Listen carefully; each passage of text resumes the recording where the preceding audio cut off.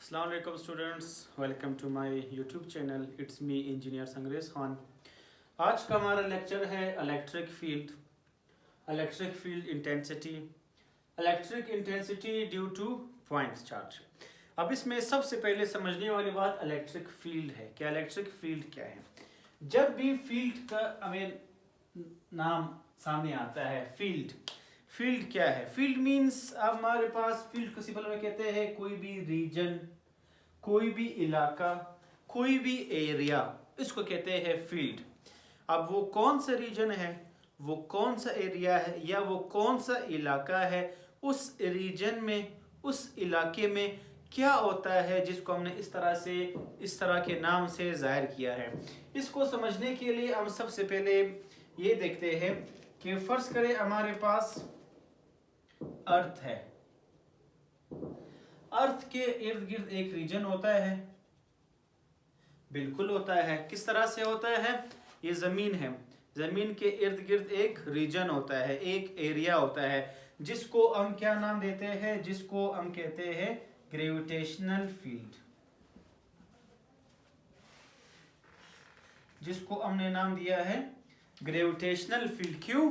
क्योंकि ये जो जमीन का पूरा एरिया है, जो पूरा जमीन है, इस जमीन से जब हम बाहर जाते हैं तो हम क्या कहते हैं? उसको हम कहते हैं कि वहां पर क्या है? स्पेस है, खला है, या ग्रेविटी नहीं है, या ग्रेविटी बहुत कम है। तो वो रीजन, वो एरिया जिसमें हर चीज को जमीन अपनी तरफ खींचता है, एक अट्रैक्टिव फोर्स लगाता है जमीन अपनी तरफ, डाउनवर्ड जमीन की तरफ एक फोर्स लगता है, अट्रैक्टिव फोर्स होता है। आप कोई भी चीज ऊपर फेंको वो जमीन की तरफ ही आता है, जिसको हम क्या कहते हैं?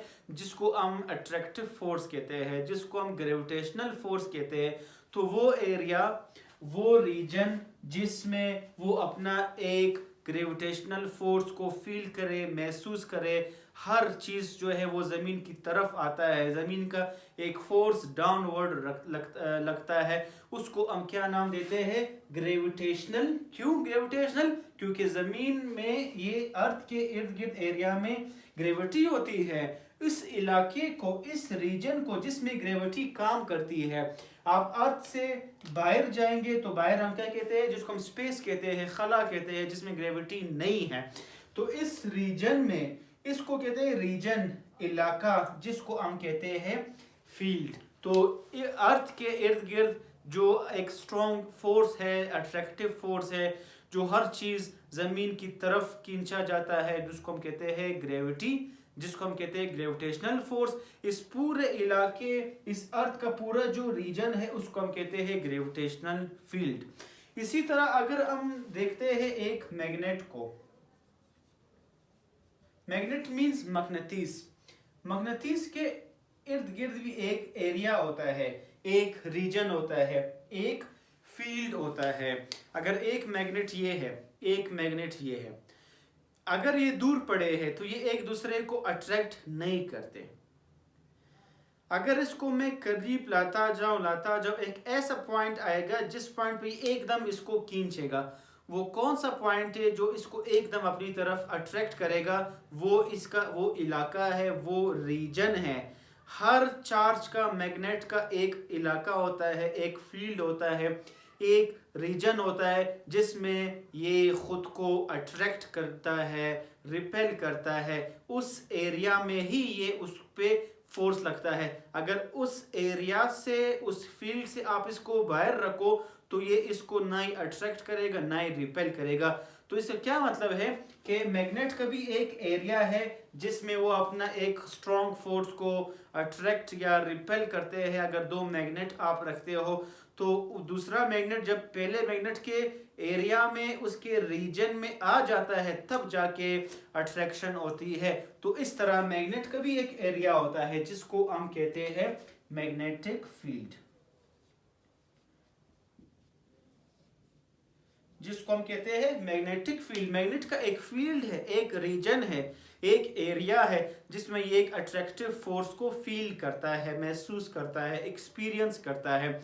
इसी तरह जैसे कि अर्थ के इर्द गिर्द फील्ड है जिसको ग्रेविटेशनल फील्ड कहते हैं, मैग्नेट के इर्द गिर्द फील्ड है जिसको मैग्नेटिक फील्ड कहते हैं। इसी तरह हमारे पास क्या होता है, एक चार्ज होता है, Q होता है, इस चार्ज के इर्द गिर्द भी एक एरिया होता है, एक रीजन होता है जिसमें ये अपना एक खास फोर्स, एक इलेक्ट्रोस्टैटिक फोर्स को फील करता है, महसूस करता है। अगर इस चार्ज के साथ आप एक इसके इलाके में एक और चार्ज रखते हो तो ये इसको क्या करेगा, अपनी तरफ अट्रैक्ट करेगा। अगर ये दोनों चार्जेस अलग अलग हो, एक प्लस हो एक माइनस हो, तो ये अट्रैक्ट करेगा। अगर एक चार्ज प्लस हो दूसरा भी प्लस हो, सेम चार्जेस जो वो एक दूसरे को रिपेल करता है, ये हम ऑलरेडी कर चुके हैं। मतलब बताने का मकसद ये है कि चार्ज के इर्द गिर्द भी एक एरिया होता है, एक रीजन होता है जिसमें वो अपना एक खास इलेक्ट्रोस्टैटिक इफेक्ट होता है, एक फोर्स फील करता है। एक रीजन में जब आप दूसरा चार्ज रखते हो वो इसको अट्रैक्ट करता है। इस फील्ड को हम क्या कहते हैं, इस फील्ड को हम कहते हैं इलेक्ट्रिक फील्ड, इसको हम कहते हैं। तो इन दोनों को बताने का मकसद आप ये चीज समझ जाओ। इसको हम कहते हैं इलेक्ट्रिक फील्ड। अब इलेक्ट्रिक फील्ड को हम बाय डेफिनेशन देखते हैं।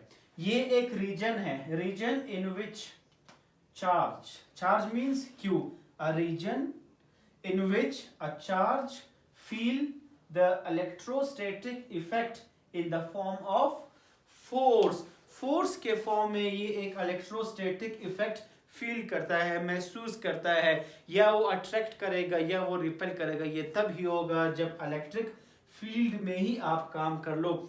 जब फील्ड से आप बाहर कोई चार्ज रखते हो उसको हम कहते हैं कि ये जो चार्ज जब फील्ड से बाहर होता है इसको हम कहते हैं कि ये इन्फिनिटी पर है, जिसमें ये अट्रैक्ट या रिपेल नहीं करेगा। तो इसको हम बेसिकली कहते हैं इलेक्ट्रिक फील्ड। इसका दूसरा डेफिनेशन अगर आप देखो वो भी इससे रिलेटेड है, तो जो भी डेफिनेशन आपको सूटेबल लगे। रीजन अराउंड अ चार्ज्ड बॉडी, ये एक चार्ज है, इसको हम चार्ज्ड बॉडी भी कहते हैं कि ये चार्ज है, ये चार्ज इस पे है। कौन सा चार्ज है, कोई भी चार्ज हो, प्लस हो या माइनस हो, हर चार्ज के इर्द गिर्द एक रीजन होता है, एक फील्ड होता है। Region around a charged body in which another charged body, जिसमें कोई और चार्ज बॉडी को can experience force of attraction और रिपल्जन। अगर ये जो रीजन है जिसमें ये चार्ज्ड बॉडी हमने रखी है, इस रीजन में अगर कोई और चार्ज्ड बॉडी हम रखे तो ये क्या करेगा, एक खास फोर्स को ये एक्सपीरियंस करेगा, फील करेगा, महसूस करेगा। एक खास फोर्स इस पे एक्ट होगा, या तो ये अट्रैक्ट करेगा या फिर ये रिपेल करेगा। ये कब अट्रैक्ट करेगा, ये कब रिपेल करेगा, वो हम पढ़ चुके हैं कि अगर सिमिलर एक जैसे चार्जेस हो वो रिपेल करते हैं, अगर अपोजिट चार्जेस हो वो एक दूसरे को अट्रैक्ट करते हैं। इसको हम कहते हैं इलेक्ट्रिक फील्ड। इसके बाद हमारे बात है इलेक्ट्रिक फील्ड इंटेंसिटी। इसको इलेक्ट्रिक फील्ड इंटेंसिटी भी कहा जाता है और इसको शॉर्ट फॉर्म में इलेक्ट्रिक इंटेंसिटी भी कहा जाता है। तो इसको आप इलेक्ट्रिक फील्ड इंटेंसिटी भी कह सकते हो और इसको आप इलेक्ट्रिक इंटेंसिटी भी कह सकते हो।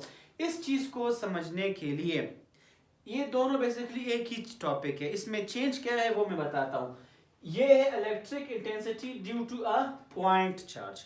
Due to a point charge ये मतलब है कि अगर दो चार्जेस की हम जिक्र करते हैं, वो दो चार्जेस क्या है, उन दो चार्जेस में हमें क्यों यूज करते हैं वो अब देखते हैं। इन टॉपिक्स का आपको अब क्लियर होगा। एक हमारे पास चार्ज है Q, सिंपल चार्ज है Q। एक हमारे पास चार्ज है Q नॉट। जो Q हमने रखा है Q, इस Q को बेसिकली हम कहते हैं सोर्स चार्ज। इस Q को हम बेसिकली कहते हैं पॉइंट चार्ज, जिसको पॉइंट चार्ज भी कहते हैं, इसको सोर्स चार्ज भी कहते हैं। जो पॉइंट चार्ज है या सोर्स चार्ज है, ये क्या है, क्या ये दोनों अलग है? बिल्कुल अलग चार्जेस है। ये जो Q नोड है, इस Q नोड को हम कहते हैं टेस्ट चार्ज, इसको टेस्ट चार्ज भी कहते हैं और इसको हम यूनिट पॉजिटिव चार्ज भी कहा जाता है। ये भी इसका नाम है, इसको यूनिट पॉजिटिव चार्ज भी कहते हैं और इसको टेस्ट चार्ज भी कहते हैं। दोनों में डिफरेंस क्या है? डिफरेंस ये है, जो Q पॉजिटिव पॉइंट चार्ज या सोर्स चार्ज है। इस पॉइंट या सोर्स चार्ज का मतलब ये है कि इट एज कंसिडरेबल फील्ड, कि इसका कोई खास फील्ड होता है।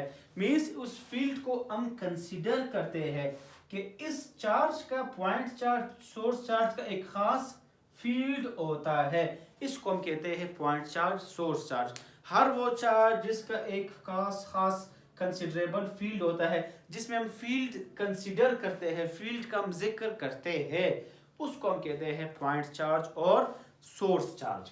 जो टेस्ट चार्ज है, टेस्ट चार्ज क्या है? टेस्ट चार्ज को हम ये कहते हैं कि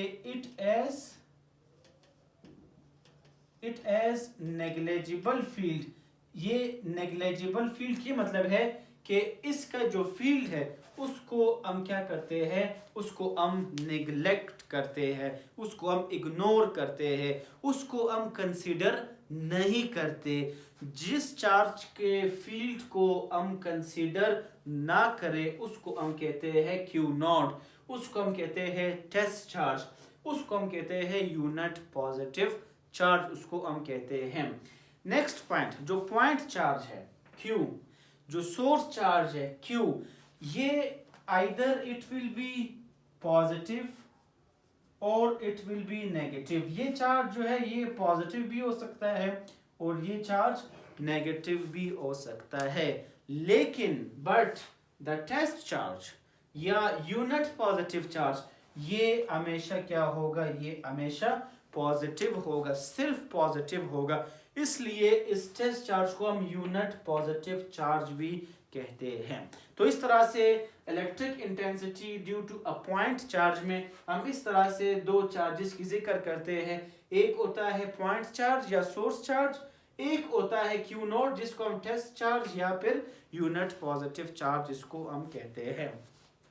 अब नेक्स्ट पॉइंट देखो, ये पॉइंट चार्ज यहाँ पर है, ये चार्ज यहाँ पर है। हम ये कहते हैं कि इन दोनों के दरमियान जो खास फासले भी हमने रखा है, जो क्यू नॉट है, हम इसको कंसिडर करते हैं कि हमने इसको किसी खास पॉइंट पे रखा है। तो इसको हम P से भी जाहिर कर सकते हैं कि अगर ये किसी खास पॉइंट पे होगा तब इसमें क्या होगा। क्या हम क्यू नोट यहाँ पर यूज कर रहे हैं? क्यू नोट का यूज करने का मतलब ये है इस पॉइंट चार्ज, इस सोर्स चार्ज का स्ट्रेंथ चेक करना कि इसका स्ट्रेंथ कितना है।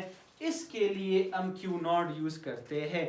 चूंकि क्यू जो चार्ज है, पॉइंट चार्ज या सोर्स चार्ज, ये जो चार्ज है ये काफ़ी ज़्यादा होता है, इसका अमाउंट ज़्यादा होता है।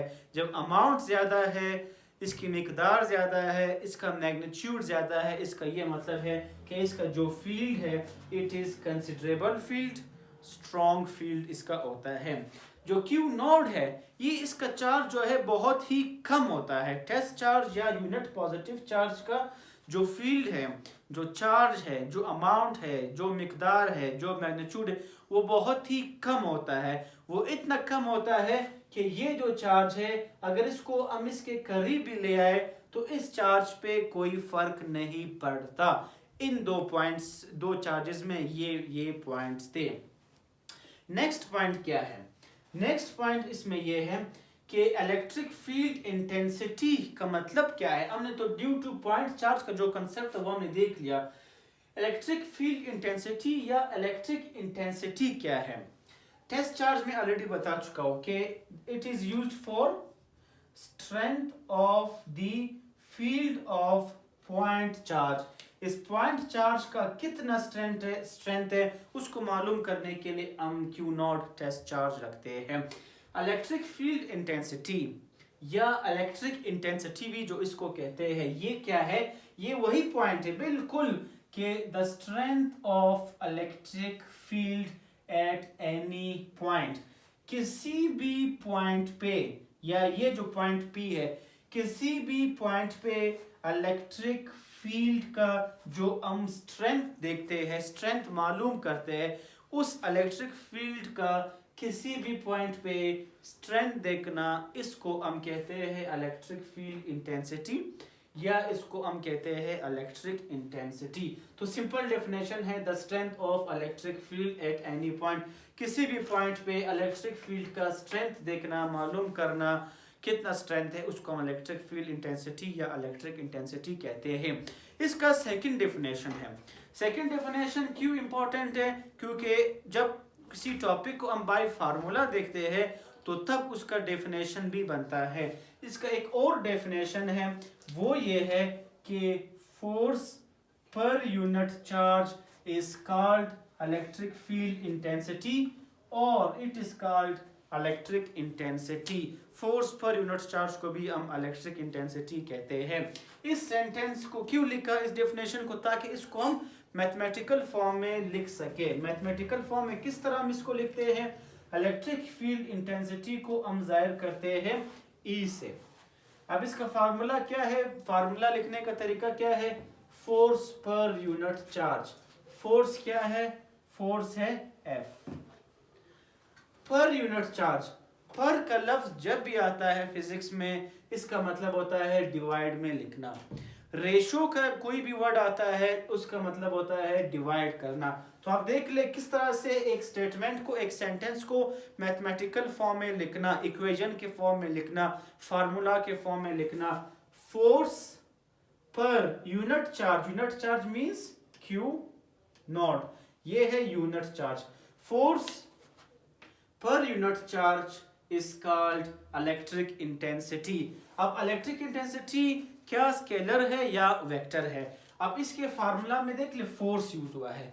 फोर्स का हमेशा कोई खास डायरेक्शन होता है जिसकी वजह से हम कहते हैं कि force is a vector quantity.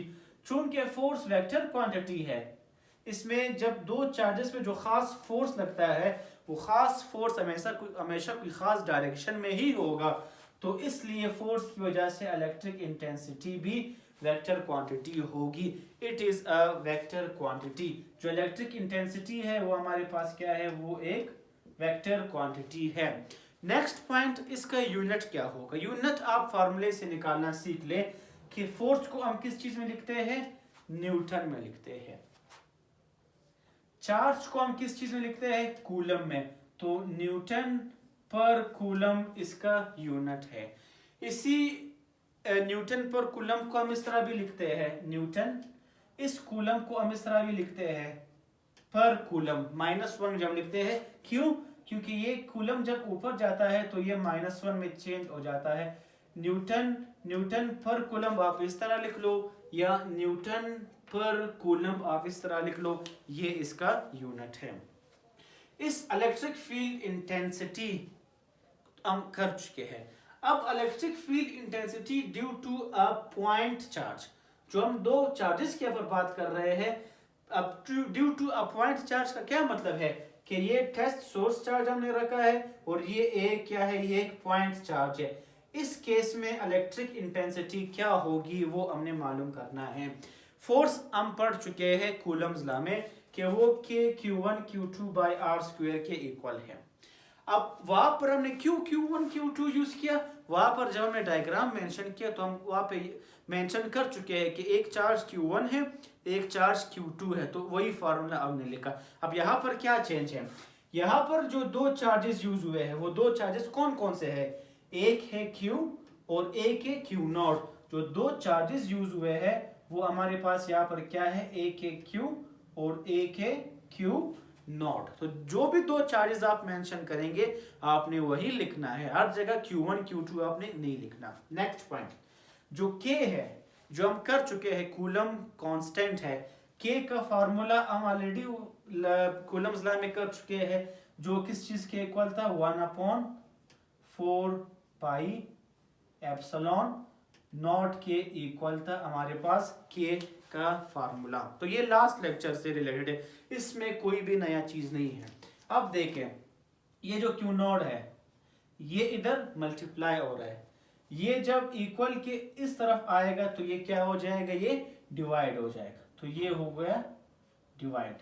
जब ये यहां से आकर इधर डिवाइड हो गया तो मैं इसको रेज करता हूं, ये वहां पर आकर शिफ्ट हो गया। अब नेक्स्ट पॉइंट देख लें, F अपॉन Q नॉट किस चीज के इक्वल है? F अपॉन Q नॉट किस चीज के इक्वल है? E के इक्वल है। तो F अपॉन Q नॉट की जगह मैंने क्या लिखा? E लिखा, electric intensity. 1/4 pi epsilon not, ये क्या है? ये K की वैल्यू है।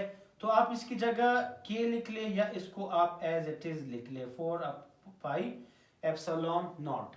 यहाँ पर क्या बचा Q, नीचे क्या बचा R स्क्वायर। ये है हमारे पास इलेक्ट्रिक इंटेंसिटी या electric field intensity due to a point charge. ये इसका फार्मूला है।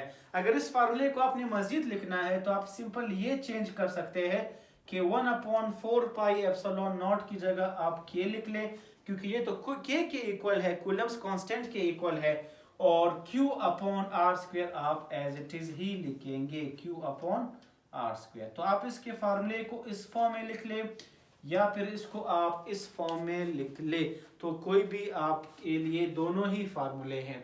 ये हमारे पास रहा electric field intensity due to a point charge के स्टेप्स हमारे पास ये है।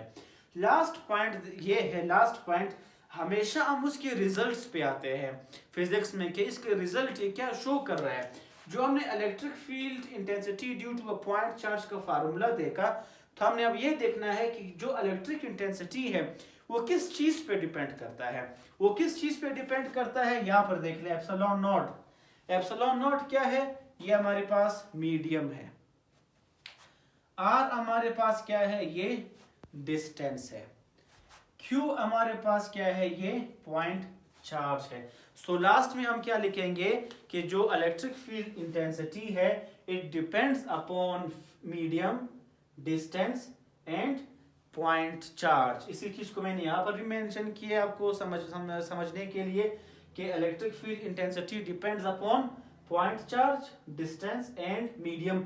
ये इन तीन चीजों पे क्यों डिपेंड करता है, इसका प्रूफ ये फार्मूले में है कि ये इन तीन चीजों पे डिपेंड करता है। सो ये रहा हमारा आज का लेक्चर जिसमें हमने इलेक्ट्रिक फील्ड देखा, इलेक्ट्रिक फील्ड इंटेंसिटी देखी और electric intensity due to a point charge का जो मैथमेटिकल स्टेप्स है, किस चीज पे ये डिपेंड करता है, और इसका डायग्राम ये है। So thank you all of you. इंशाल्लाह नेक्स्ट लेक्चर में मिलते हैं, तब तक के लिए अल्लाह हाफिज।